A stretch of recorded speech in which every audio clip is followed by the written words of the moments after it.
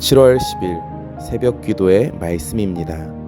오늘 본문은 예레미야 31장 1절에서 9절까지 말씀입니다. 여호와의 말씀이니라. 그때에 내가 이스라엘 모든 종족의 하나님이 되고 그들은 내 백성이 되리라. 여호와께서 이같이 말씀하시니라. 칼에서 벗어난 백성이 광야에서 은혜를 입었나니 곧 내가 이스라엘로 안식을 얻게 하러 갈 때에라. 옛적에 여호와께서 나에게 나타나사 내가 영원한 사랑으로 너를 사랑하기에 인자함으로 너를 이끌었다 하였노라. 처녀 이스라엘아, 내가 다시 너를 세우리니 내가 세움을 입을 것이요 내가 다시 소고를 들고 즐거워하는 자들과 함께 춤추며 나오리라. 내가 다시 사마리아 산들에 포도나무들을 심되 심는 자가 그 열매를 따기 시작하리라. 에브라임 산 위에서 파수꾼이 외치는 날이 있을 것이라. 이르기를 너희는 일어나라. 우리가 시온에 올라가서 우리 하나님 여호와께로 나아가자 하리라. 여호와께서 이와 같이 말씀하시니라. 너희는 여러 민족의 앞에 서서 야곱을 위하여 기뻐 외치라. 너희는 전파하며 찬양하며 말하라. 여호와여 주의 백성 이스라엘의 남은 자를 구원하소서 하라. 보라, 나는 그들을 북쪽 땅에서 인도하며 땅 끝에서부터 모으리라. 그들 중에는 맹인과 다리 저는 사람과 잉태한 여인과 해산하는 여인이 함께 있으며 큰 무리를 이루어 이곳으로 돌아오리라. 그들이 울며 돌아오리니 나의 인도함을 받고 간구할 때에 내가 그들을 넘어지지 아니하고 물 있는 계곡에 고든 길로 가게 하리라. 나는 이스라엘의 아버지요 에브라임은 나의 장자니라. 아멘.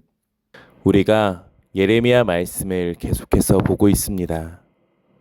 예레미야서를 통해서 우리가 보는 것은 심판을 선포하시지만 결국에는 회복을 원하시는 하나님의 마음을 보게 됩니다.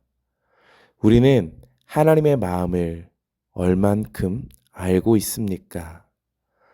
북이스라엘보다 140여 년 후에 멸망을 한 남유다는 북이스라엘이 어떻게 멸망하는지를 보았습니다. 북이스라엘은 아수르에 의해서 완전히 해체되었습니다. 아수르 제국의 통치 방법은 그 나라의 모든 것을 해체하고 혼합시키고 이주시켜서 그들의 정체성을 파괴하는 것이었기에 이로 인하여서 북이스라엘은 민족적인 정체성, 종교적인 정체성이 다 깨어지고 파괴되어졌습니다. 이 모든 것을 지켜본 남유다는 바벨론이라는 나라에 위협당하는 지금의 상황 속에서 우리도 저렇게 되는 것이 아닌가 하는 두려움이 있었습니다. 그 두려움 속에서, 그 처한 상황 속에서 그들이 선택해야 하는 것은 무엇입니까?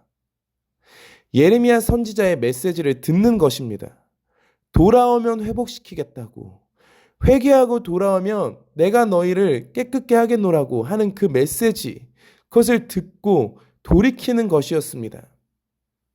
그러나 이미 신앙의 삶의 모습들이 사라지고 종교적인 모습만이 남아있던 그들은 돌이키는 결단을 하는 것이 쉽지 않았습니다. 그들은 삶을 바꾸는 것을 원하지 않았고 막연한 낙관주의에 빠지는 것을 선택했습니다. 예루살렘 성전이 있고 우리에게 법궤가 있기에 하나님은 우리를 절대로 망하게 하지 않으실 거야 라는 낙관주의에 빠지는 겁니다. 하나님이 함께 하시면 우리는 망하지 않아. 하나님이 함께 하시면 우리는 잘 될 거야. 믿음이 있는 고백으로 보이지만 그렇지 않습니다. 미국의 남북전쟁 때요. 남부의 대통령은 기도의 날을 선포하고 기도의 운동을 일으켰습니다.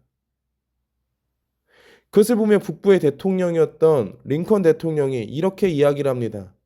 노예를 해방하지 않고 자신들의 편안과 이익을 위하여 전쟁을 일으켜놓고 자신들의 뜻대로 살아가기를 소망하며 전쟁하는데 그러면서 기도하는 것이 옳으냐라고 합니다. 그래서 하나님의 편에 서서 하나님의 마음을 알고 변화되는 것이 우리에게 더 중요하다. 우리가 하나님의 편에 서자라고 하면서 링컨이 연설을 했습니다. 우리가 예레미야서를 통해서 들어야 하는 메시지는 무엇입니까? 예레미야는 그들의 죄를 고발했고 심판의 메시지를 전했습니다. 그런데 오늘 31장은 희망의 메시지가 나오고 있습니다. 심판을 전하다가 갑자기 희망의 메시지가 전달되어지니 이상합니다. 근데 우리가 여기서 분명히 짚고 넘어가야 하는 것은 심판 후의 회복입니다. 돌이킨 후의 회복입니다. 물론 하나님의 본심은 심판이 아닙니다. 재앙이 아니라 평안입니다. 그렇게 나오는 오늘 하나님의 따뜻함 본문인데요. 너가 이제 심판을 당할 것인데 이것이 너희를 버리는 것이 아니고 절대로 포기하는 것이 아니고 내가 그럼에도 계속 함께하고 있다는 것을 기억하라고 하시면서 주시는 말씀입니다. 이제 심판이 임박한 이 상황에서 31장은 소망의 메시지를 전합니다. 근데 이 회복의 근거가 무엇이냐면 이스라엘과 맺은 언약의 신실함과 사랑에 근거한 희망의 메시지입니다. 31장 1절입니다. 여호와의 말씀이니라. 그때 내가 이스라엘 모든 종족의 하나님이 되고 그들은 내 백성이 되리라. 하나님께서 이스라엘과 맺은 언약의 말씀입니다. 내가 너의 하나님이 될 것이다. 너희는 나의 백성이다라는 것입니다. 오늘 이 언약의 메시지를 가지고 오시는 것은 이것입니다. 너희가 이제 심판을 당해 바벨론의 포로로 끌려가게 될 것이지만 나는 너희를 포기하지 않을 것이야. 연단과 징계가 고통스럽고 힘들 수 있지만 내가 너희를 사랑하지 않거나 버리는 것이 아니다. 너희가 지금 약속을 깨트려 심판을 당하지만 그럼에도 나는 약속을 지킬 것이다. 너희는 나를 떠났어도 나는 너희를 버리지 않는다라고 하시는 것입니다. 그러면서 상기시키는 말씀이 2절입니다.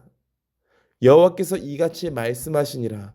칼에서 벗어난 백성이 광야에서 은혜를 입었나니 곧 내가 이스라엘로 안식을 얻게 하러 갈 때에라. 출애굽 광야를 기억나게 하시는 겁니다. 이스라엘이 애굽의 노예, 비참한 상태가 되었습니다. 그러나 하나님은 아브라함과의 언약을 기억하셨습니다. 그래서 애굽에서 망하게 하지 않고 꺼내 주십니다. 그 하나님을 기억하게 하는 겁니다. 애굽에서 400년 동안 살았지만 강력한 그 애굽이라는 나라에서도 건져내셨듯이 나는 너희를 기억하여 구원하여 낼 것이다 라는 겁니다. 지금 바벨론에 멸망하게 된 그들에게 과거를 기억하게 해서 현재의 고난을 견디게 하시는 겁니다. 우리도 때로는 살아가면서 인생의 연단과 고난의 터널을 지날 수 있습니다. 너무 힘든 과정이지만 기억할 것은요. 애굽에서 건져셨던 하나님, 포로에서 돌아오게 하시는 하나님, 그렇게 끝까지 추적하시고 건져내시는 하나님이 나의 하나님임을 고백하는 것입니다. 광야에 있는 이스라엘 백성들을 생각해 봅시다. 이스라엘이요, 광야에서 몇 번을 불평했습니까? 마실 물이 없다고, 먹을 것이 없다고, 또 만나를 주었더니 고기를 먹고 싶다고 불평합니다. 애굽에서는 부추도 먹었고 어떤 맛있는 고기들도 먹었다고 하면서 애굽으로 다시 돌아가겠다고 말하는 것이 그들입니다. 전혀 은혜를 누릴 수 있는 자격이나 조건을 갖추고 있지 못합니다. 그런데 하나님은 그들을 책임져 주셨죠. 부족한 그들을 받아주셨고 불필요한 것을 제해 주시고 가나안 땅에 들어갈 수 있도록 은혜를 베풀어 주셨습니다. 광야가 어찌 보면 그들에게 징계의 시간이었지만 그럼에도 불기둥과 구름기둥으로 항상 인도하셨고 하나님은 만나 메추라기로 끊임없이 먹이셨습니다. 광야에서 주시는 은혜를 전혀 누릴 자격이 없는 이스라엘 백성들이었지만 하나님께서는 그들을 기억하셔서 은혜를 베푸셨다라는 것입니다. 우리는 참 하나님 앞에 참 부족합니다. 돌이키지 못하고 우리 멋대로 참 살아가는 모습들이 많은 우리입니다. 그런데 하나님은 이런 우리를 그냥 두지 않으십니다. 은혜를 베푸시고 모든 시간에 함께 하십니다. 이어지는 말씀은 무엇입니까? 5절인데요. 내가 다시 사마리아 산들의 포도나무들을 심되 심는 자가 그 열매를 따기 시작하리라. 사마리아가 어떤 땅입니까? 북이스라엘의 수도입니다. 하나님의 심판을 불러왔던 땅입니다. 하나님을 이용하려고 했던 자들이 살던 곳이 사마리아였습니다. 하나님을 외면했던 도시. 겉모습으로는 예배당이 있었지만 하나님을 예배하는 것이 아니라 하나님이라고 하면서 금송아지를 예배했던 곳이 사마리아입니다. 심판을 당해도 당연한 땅인데 그곳에 포도나무를 심게 되고 열매를 맺게 될 것이다라는 것입니다. 저주의 땅을 축복의 땅으로 바꾸시겠다라는 겁니다. 하나님의 회복입니다. 하나님은 우리를 회복시키시는 데 본심이 있으십니다. 돌이켜서 하나님의 넘치는 은혜를 주시는 것, 이것이 하나님의 본심입니다. 죄를 짓고 멸망을 당하고 심판을 당하면 우리는 끝이라고 생각할 수 있지만 하나님은 파멸과 멸망으로 끝이 되게 하시는 분이 아니십니다. 결국에는 회복시키시는 분, 이분이 우리 하나님이십니다.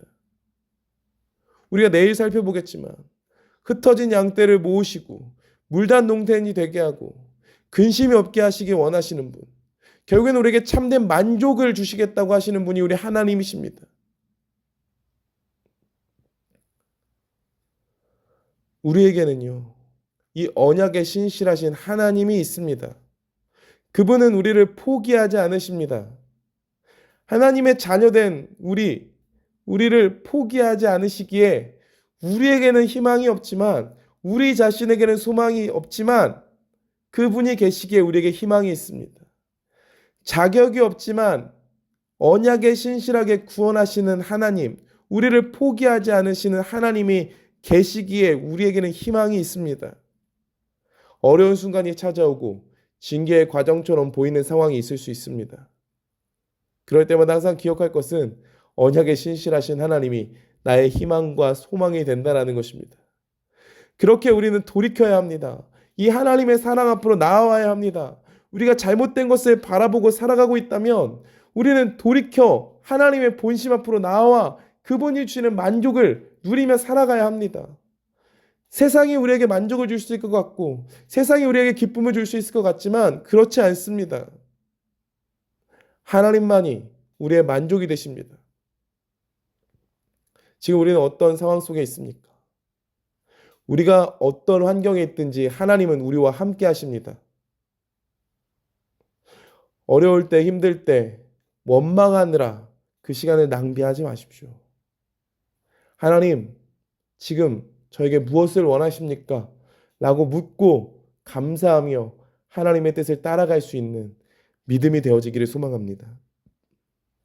지금 나에게 허락하심이 최선입니다. 백성 삼아 주시고 나의 하나님이 되시는 그분이 나를 포기하지 않으시니까 나는 막연한 낙관주의가 아닌 나를 너무나도 사랑하시고 회복시키시기 원하시는 그 하나님의 본심을 알고 포기하지 않으신 하나님께로 일어나 그분을 따라가는 은혜가 있는 우리 모두가 되어지기를 간절히 소망합니다. 기도하겠습니다. 하나님의 본심이 우리의 회복임을 압니다. 하나님, 우리가 지금 하나님이 원하시는 길을 걸어가고 있습니까? 하나님이 원하시는 삶을 살아가고 있습니까? 하나님이 원하시는 길이 좁은 길인 것 같아 보여서 포기해야 될 것이 너무 많아서 하나님 우리가 그 길을 잘 나아가지 못할 때가 많이 있습니다. 하나님, 그 길에 우리의 참된 만족이 있고 참된 기쁨이 있다는 것을 기억하고 하나님이 원하시는 그 길을 걸어가는, 그래서 참된 회복으로 나아가는 우리가 되게 하여 주시옵소서. 하나님께서 우리 안에 허락하심이 최선임을 알고 믿음으로 순종하며 따라가는 우리가 되게 하여 주시옵소서.